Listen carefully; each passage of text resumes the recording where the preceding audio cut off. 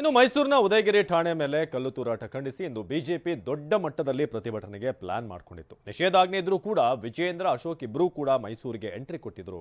Court ಕೂಡ ಕೊನೆಗೆ ಪ್ರತಿಭಟನೆ ಅನುಮತಿ ಕೊಟ್ಟಿತ್ತು. ಆದರೆ ಬಿಜೆಪಿಯವರ ಧರಣಿ ಠುಸ್ ಆಗಿದೆ. ಅಬ್ಬರದ ಹೋರಾಟಕ್ಕೆ ಸಿದ್ಧರಾಗಿ ಬಂದಿದ್ರು. ಸರ್ಕಾರದ ವಿರುದ್ಧ ರಣಕಹಳೆ ಮೊಳಗಿಸುವುಕೆ ಸನ್ನದ್ಧರಾಗಿದ್ರು. ಉದಯಗಿರಿ ಪೊಲೀಸ್ ಠಾಣೆ ಮೇಲಿನ ದಾಳಿ ಖಂಡಿಸಿ ಧರಣಿ ಮಾಡುವ ಮೂಲಕ ಸರ್ಕಾರವನ್ನ ಇಕ್ಕಟ್ಟಿಗೆ ಸಿಲುಕಿಸೋಕೆ ಎಲ್ಲಾ ಪ್ಲಾನ್ಗಳು ಸಿದ್ಧವಾಗಿದ್ವು. ಒಂದು ಕಡೆ ಮೈಸೂರಿನಲ್ಲಿ ಪೊಲೀಸರು ಹೆಜ್ಜೆ ಹೆಜ್ಜೆಗೂ ಭದ್ರತಾ ಬೇಲಿಯನ್ನೇ ಹಾಕಿದ್ರೆ, ಮತ್ತೊಂದು ಕಡೆ ಕೇಸರಿ ಪಡೆ ಬಲ ಪ್ರದರ್ಶನಕ್ಕೆ ತಯಾರಿ ಮಾಡಿಕೊಳ್ತಿತ್ತು. ನಿಷೇಧಾಜ್ಞೆ ನಡುವೆಯೂ ಸಮರಕ್ಕೆ ಸಜ್ಜಾಗಿತ್ತು. ಬಿಜೆಪಿ ರಾಜ್ಯಾಧ್ಯಕ್ಷ ವಿಜಯೇಂದ್ರ, ಅಶೋಕ್, ಪ್ರತಾಪ್ ಸಿಂಹ ಸೇರಿ ಹಲವು ಘಟಾನುಘಟಿ ನಾಯಕರು ಮೈಸೂರಿಗೆ ಎಂಟ್ರಿ ಕೊಟ್ಟಿದ್ರು. ಖಾಸಗಿ ಹೋಟೆಲ್ನಲ್ಲಿ ಧರಣಿ ಮಾಡುವ ಸಂಬಂಧ ಪ್ಲಾನ್ಗಳನ್ನ ಮಾಡಿದ್ರು. ಆದರೆ ಬಿಜೆಪಿಯವರು ಅಂದುಕೊಂಡಂತೆ ಹೋರಾಟ ನಡೆಯಲಿಲ್ಲ ನೋಡಿ. ಮೈಸೂರಿನಲ್ಲಿ ಪ್ರತಿಭಟನೆ ಹಿನ್ನೆಲೆ ಪೊಲೀಸರು ನಿಷೇಧಾಜ್ಞೆ ಯಾವಾಗ ಹಾಕಿದ್ರೋ ರಾಷ್ಟ್ರೀಯ ಸುರಕ್ಷಾ ಜನಾಂದೋಲನ ಸಮಿತಿ ಹೈಕೋರ್ಟ್ ಕದ ತಟ್ಟಿತ್ತು. ವಾದ ಆಲಿಸಿದ ಕೋರ್ಟ್ ಷರತ್ತುಗಳೊಂದಿಗೆ ಪ್ರತಿಭಟನೆಗೆ ಅನುಮತಿ ನೀಡಿದೆ. ಕೇವಲ ಫುಟ್ಬಾಲ್ ಮೈದಾನದಲ್ಲಿ 1 ಗಂಟೆ ತನಕ ಪ್ರತಿಭಟನೆಗೆ ಅವಕಾಶ ನೀಡಿದೆ. ಇದರಂತೆ ಫುಟ್ಬಾಲ್ ಮೈದಾನದಲ್ಲಿ ಎನ್ ಮಹೇಶ್ ಸೇರಿದಂತೆ ಕಾರ್ಯಕರ್ತರೇ ಪ್ರತಿಭಟನೆ ಮಾಡಿದರೆ ಹೊರತು ಅಶೋಕ್ ಆಗ್ಲಿ ವಿಜಯೇಂದ್ರ ಆಗ್ಲಿ ಎಲ್ಲೂ ಕಾಣಿಸಿಕೊಳ್ಳಲೇ ಇಲ್ಲ.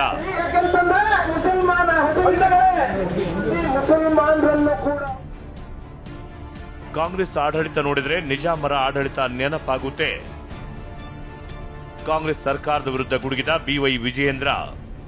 ಪ್ರತಿಭಟನೆಗೂ ಮುನ್ನ ಬೆಂಗಳೂರಿನಲ್ಲಿ ಮಾತನಾಡಿದ ಬಿಜೆಪಿ ರಾಜ್ಯಾಧ್ಯಕ್ಷ ಬಿವೈ ವಿಜಯೇಂದ್ರ, ಕಾಂಗ್ರೆಸ್ ಆಡಳಿತ ನೋಡಿದ್ರೆ ನಿಜಾಮರ ಆಡಳಿತ ನೆನಪಾಗುತ್ತೆ. ಇವರು ಪೊಲೀಸರಿಗೂ ಸ್ವಾತಂತ್ರ್ಯ ಕೊಟ್ಟಿಲ್ಲ ಅಂದ್ರು. ರಾಜ್ಯದ ಕಾಂಗ್ರೆಸ್ ಸರ್ಕಾರದ ಅಲ್ಪಸಂಖ್ಯಾತ ತುಷ್ಟೀಕರಣದ ಒಂದು ರಾಜಕಾರಣ ನಾವು ಗಮನಿಸ್ತಾ ಇದ್ದೇವೆ ಕಳೆದ 2 ವರ್ಷದಿಂದ. ಎಲ್ಲೋ ಒಂದ್ ಕಡೆ ನಿಜಾಮರ ಆಡಳಿತ ನೆನಪಾಗ್ತಾ ಇದೆ. ಏನೋ ರಜಾಕೆಗಳ ಅಟ್ಟಹಾಸದಿಂದ ಮೆರೀತಾ ಇದ್ರು. ಆ ದಿನಗಳು ಇವತ್ತು ಮರುಕಳಿಸ್ತಾ ಇದೆಯೇನೋ ಅನ್ನುವ ಭಾವನೆ ಹಿಂದೂ ಕಾರ್ಯಕರ್ತರಲ್ಲಿ ಸಮಾಜದಲ್ಲಿ ಮೂಡ್ತಾ ಇರ್ತಕ್ಕಂಥದ್ದು ಸತ್ಯ. ಈ ಸರ್ಕಾರಕ್ಕೆ ಯೋಗ್ಯತೆ ಇದ್ರೆ ತಾಕತ್ತಿದ್ರೆ ಅವತ್ತು ಯಾರು ದೇಶದ್ರೋಹಿಗಳು ಪೊಲೀಸ್ ಸ್ಟೇಷನ್ ನುಗ್ಗಿದ್ರಲ್ಲ ಅವತ್ತು ನಿಷೇಧಾಜ್ಞೆ ಹಾಕಬೇಕಾಗಿತ್ತು. ಇವತ್ತು ಹಿಂದೂ ಕಾರ್ಯಕರ್ತರು ಪ್ರತಿಭಟನೆ ಮಾಡ್ತಾರೆ ಅಂತ ಹೇಳಿದ್ರೆ ಈ ಸರ್ಕಾರವನ್ನ ಎಚ್ಚರಿಸತಕ್ಕಂಥ ಕೆಲಸ ಮಾಡ್ತಾ ಇದ್ದಾರೆ ಅಂತ ಹೇಳಿದ್ರೆ ಸೆಕ್ಷನ್ ಅನ್ನ ಜಾರಿ ಮಾಡ್ತಾರೆ. ಯಾಕೆ ಅವತ್ತು ಆ ದೇಶದ್ರೋಹಿಗಳು ನುಗ್ಗಿದಾಗ ಏನ್ ಸತ್ತೋಗಿತ್ತ ನಿಮ್ ಡಿಪಾರ್ಟ್ಮೆಂಟ್ ಮಂತ್ರಿಗಳು ಏನಾಗಿದ್ರು? ಹಾಗಾದ್ರೆ ಈ ಹುಡುಗಾಟಿಕೆನ ಬಿಟ್ಟು ತಾವು ಮಾಡೋದೆಲ್ಲ ಸರಿ ಅನ್ನುವ ಭ್ರಮೆನಲ್ಲಿ ಇವತ್ತೇನು ಸರ್ಕಾರ ರಾಜ್ಯ ಸರ್ಕಾರ ನಡ್ಕೊಳ್ತಾ ಇದ್ದಾರೆ. ಇದು ಖಂಡಿತ ಸರಿಯಲ್ಲ. ಇದು ಎಚ್ಚರಿಸತಕ್ಕಂಥ ಕೆಲಸ ಎಲ್ಲ ಸಂಘಟನೆಗಳು ಮಾಡ್ತಾ ಇದೆ. ಹಿಂದೂ ಪರ ಸಂಘಟನೆಗಳು ಮಾಡ್ತಾ ಇದ್ದಾರೆ. ಮೈಸೂರಿನಲ್ಲಿ 144 ಸೆಕ್ಷನ್ ಅಲ್ಲ, ಯಾವುದೇ ಸೆಕ್ಷನ್ ಹಾಕಿದ್ರು ಕೂಡ ಈ ಹೋರಾಟವನ್ನು ತಡೆಯೋದಕ್ಕೆ ಸಾಧ್ಯ ಇಲ್ಲ.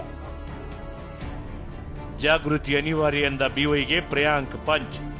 ಮೈಸೂರಲ್ಲಿ ಜಾಥಾ ಮಾಡುವ ಸಂಬಂಧ ಮಾತನಾಡಿದ್ದ ವಿಜಯೇಂದ್ರ, ಸಮಾಜದಲ್ಲಿ ಜಾಗೃತಿ ಮೂಡಿಸುವ ಅನಿವಾರ್ಯತೆ ಇದೆ ಎಂದಿದ್ರು.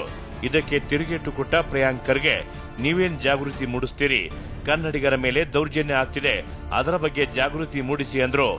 ಇವತ್ತು ಪೊಲೀಸ್ ಇಲಾಖೆ ಇವತ್ತು ಅಸಹಾಯಕರಾಗಿದ್ದಾರೆ ಅಂತ ಹೇಳಿದ್ರೆ, ಗೃಹ ಸಚಿವರು ಇವತ್ತು ಅಸಹಾಯಕರಾಗಿ ಮಾತನಾಡ್ತಾ ಇದ್ದಾರೆ ಅಂತ ಹೇಳಿದ್ರೆ, ಸಮಾಜದಲ್ಲಿ ಜಾಗೃತಿ ಮೂಡಿಸಿ ನಮ್ಮ ಸಮಾಜದ ಹಿಂದೂ ಸಮಾಜದ ರಕ್ಷಣೆ ಅನಿವಾರ್ಯವಾಗಿ ಇವತ್ತು ಹಿಂದೂ ಸಂಘಟನೆಗಳು ಇಳಬೇಕಾಗಿರ್ತಕ್ಕಂಥದ್ದು ಅನಿವಾರ್ಯ. ಈ ಸರ್ಕಾರಕ್ಕೆ ಎಚ್ಚರಿಸತಕ್ಕಂಥ ಕೆಲಸವನ್ನು ಕೂಡ ನಾವು ಮಾಡ್ತಾ ಇದ್ದೇವೆ. ಎಲ್ಲ ಹಿಂದೂ ಪರ ಸಂಘಟನೆಗಳು ಸಮಾಜದಲ್ಲಿ ಜಾಗೃತಿ ಮೂಡಿಸತಕ್ಕಂಥ ಕೆಲಸ ಕೂಡ ಮಾಡ್ತಾ ಇದ್ದಾರೆ. ಏನ್ ಅವೇರ್ನೆಸ್ ಮಾಡ್ತಾ ಇದ್ದಾರೆ? ಪಬ್ಲಿಕ್ ಅವೇರ್ನೆಸ್ ಯಾವ್ದ್ರ ಪಬ್ಲಿಕ್ ಅವೇರ್ನೆಸ್ ನಿಜವಾಗ್ಲೂ ಬಿಜೆಪಿ ಏನಾದ್ರು ಮಾಡ್ಬೇಕಂದ್ರೆ ಕೇಂದ್ರ ಸರ್ಕಾರ ಏನ್ ಕನ್ನಡಿಗರಿಗೆ ಅನ್ಯಾಯ ಮಾಡ್ತಾ ಇದ್ರೆ ಅದ್ರ ಬಗ್ಗೆ ಅವೇರ್ನೆಸ್ ಮಾಡಿ. ಹೋಗಿ ಕೇಂದ್ರ ಸರ್ಕಾರದಲ್ಲಿ ಮಹಾರಾಷ್ಟ್ರ ಸರ್ಕಾರ ಏನ್ ಕನ್ನಡಿಗರ ಮೇಲೆ ದೌರ್ಜನ್ಯ ಮಾಡ್ತಾ ಇದ್ರೆ ಅದ್ರ ಬಗ್ಗೆ ಅವೇರ್ನೆಸ್ ಮಾಡಿ. ಇದ್ರ ಬಗ್ಗೆ ಅವೇರ್ನೆಸ್ ಏನ್ ಅವಶ್ಯಕತೆ ಇಲ್ಲ ಯಾರಿಗೂ. ಭಾರತೀಯ Janata party we are not doing any politics in Mysuru Udayagiri episode. ಇತ್ತ ಪ್ರತಿಭಟನೆ ವಿಚಾರವಾಗಿ ಬಿಜೆಪಿ ರಾಜಕೀಯ ಮಾಡ್ತಿಲ್ಲ ಅಂತ ವಿಜಯೇಂದ್ರ ಹೇಳಿದ್ರು. ಈ ಮಾತಿಗೆ ತಿರುಗೇಟು ಎಂಬಂತೆ ರಿಯಾಕ್ಟ್ ಮಾಡಿರುವ ಗೃಹ ಸಚಿವ ಪರಮೇಶ್ವರ್, ರಾಜಕೀಯ ಮಾಡಿದ್ರೆ ಸರಿ ಇರಲ್ಲ ಅಂದ್ರು. The appeasement politics of the present Congress government here in Karnataka has stooped to such a level. Even police are seeking protection. The anti-national elements who barged into the police station in Udayagiri, and this incident is not first of its kind. ಭಾರತೀಯ ಜನತಾ ಪಾರ್ಟಿಯವರು ನಾವು ಅದನ್ನು ರಾಜಕೀಯ ಕಾರಣಕ್ಕಾಗಿ ಅದನ್ನು ಒಂದು ಅಸ್ತ್ರವಾಗಿ ಉಪಯೋಗ ಮಾಡಿಕೊಂಡು ಪ್ರೊಟೆಸ್ಟ್ಗಳು ಮಾಡೋದು, ಹೇಳಿಕೆಗಳನ್ನ ಕೊಡೋದು, ಇದೆಲ್ಲ ಮಾಡ್ತಿದ್ದಾರೆ. ರಾಜಕೀಯ ಮಾಡೋದಕ್ಕಿಂತ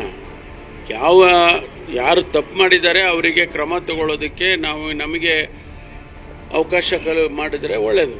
ಅದನ್ನು ಬಿಟ್ಟು ರಾಜಕೀಯ ಮಾಡಿದ್ರೆ ಸರಿಯಾಗೋದಿಲ್ಲ. ಪೊಲೀಸರು ಅಸಹಾಯಕರಾಗಿದ್ದಾರೆ, ಸರ್ಕಾರವನ್ನ ಕಿತ್ತೊಗೆಯಬೇಕು. ವಿಪಕ್ಷ ನಾಯಕ ಆರ್ ಅಶೋಕ್ ಕೂಡ ಸರ್ಕಾರದ ವಿರುದ್ಧ ಕೆಂಡದುಂಡಿಯಾಗಿದ್ದಾರೆ. ವೋಟ್ ಹಾಕಿ ಏನು ಬೇಕಾದರೂ ಮಾಡಿ ಅನ್ನೋ ಸ್ಲೋಗನ್ ಅನ್ನ ಸರ್ಕಾರ ಇಟ್ಕೊಂಡಿದೆ, ಪೊಲೀಸರೇ ಅಸಹಾಯಕರಾಗಿದ್ದಾರೆ. ಮೊದಲು ಈ ಸರ್ಕಾರವನ್ನ ಕಿತ್ತೊಗೆಯಬೇಕು ಅಂದ್ರು. ಇಡೀ ಸರ್ಕಾರ ಒಂದು ರೀತಿ ವೋಟ್ಗೋಸ್ಕರ, ನೀವು ವೋಟ್ ಹಾಕಿ ಏನು ಬೇಕಾದರೂ ಮಾಡಿ, ನೀವು ವೋಟ್ ಹಾಕಿ ಏನು ಬೇಕಾದರೂ ಮಾಡಿ ಅನ್ನೋ ಒಂದು ಸ್ಲೋಗನ್ ಅನ್ನು ಕಾಂಗ್ರೆಸ್ ಅವರು ಇಟ್ಕೊಂಡಿದ್ದಾರೆ. ಇವತ್ತು ಕಾನೂನು ಸುವ್ಯವಸ್ಥೆ ಕುಸಿದೋಗಿದೆ, ಸರ್ಕಾರ ಮೀನಾವೇಶ ಎಣಿಸ್ತಾ ಇದೆ.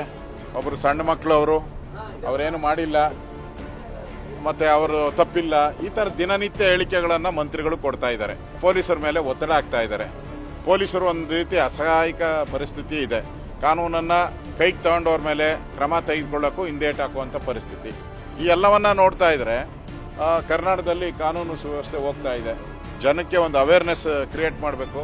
ರಾಜ್ಯದಲ್ಲಿರುವಂಥ ಸರ್ಕಾರ ವೋಟ್ಗೋಸ್ಕರ ಮುಸ್ಲಿಮರನ್ನು ಓಲೈಕೆ ಮಾಡುವಂಥ ಸರ್ಕಾರ, ಇದು ಕಿತ್ತೊಗೆಯವರೆಗೂ ಈ ರಾಜ್ಯಕ್ಕೆ ಕಾನೂನು ಸುವ್ಯವಸ್ಥೆ ಅನ್ನೋದು ಕಳೆದೋಗಿದೆ. ಅದೊಂಥರ ಕಟ್ಟಿಟ್ಟ ಬುದ್ಧಿ, ಇವ್ರು ಬಂದರೆ ಈ ಥರ ಆಗುತ್ತೆ ಅಂತ. ಅದಕ್ಕೋಸ್ಕರ ಹೋರಾಟಕ್ಕೆ ಬಂದಿದ್ದೀರಿ.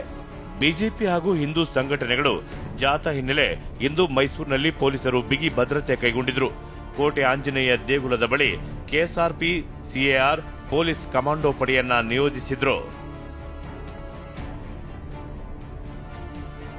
ಅದೇನೇ ಹೇಳಿ ಸರ್ಕಾರದ ವಿರುದ್ಧ ರಣಕಹಳೆ ಮೊಳಗಿಸಬೇಕು ಅಂತ ಅಬ್ಬರದಿಂದ ಬಂದ ಬಿಜೆಪಿ ನಾಯಕರ ಆರ್ಭಟ ಇಂದು ಟುಸ್ ಆಗಿದ್ದಂತೂ ಸುಳ್ಳಲ್ಲ. ರಾಮ್, ಟಿವಿ9, ಮೈಸೂರು.